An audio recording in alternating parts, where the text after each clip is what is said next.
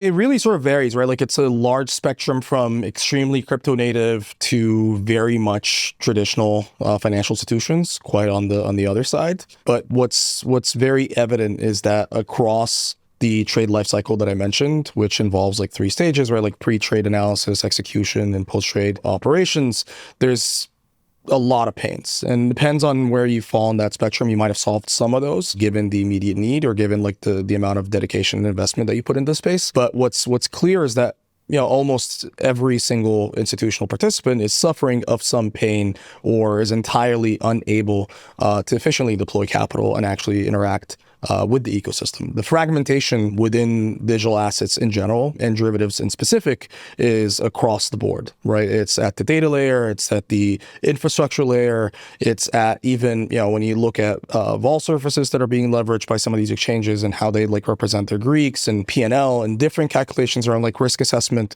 It's all over the place because there is no standard whatsoever. So it's almost entirely on the institution to figure out a way to manage their exposure, their risk, and their trading activity against all these counterparties, and also figure out a way how to do that at scale. Doesn't necessarily work well with overall sort of their number one goal, which is to generate returns for their investors. They're either going to have to build technology, which most of institutions tend not to be essentially technology firms, or they're going to have to find a solution out there that is able to give them that level of experience, that level of efficiency, reliability. It's pretty nascent as a market, and I'm quite proud to say that Kemet is the earliest for the derivative space specifically. And I think that's kind of how we're looking at this, right? Like most of these institutions are going to require a technology partner.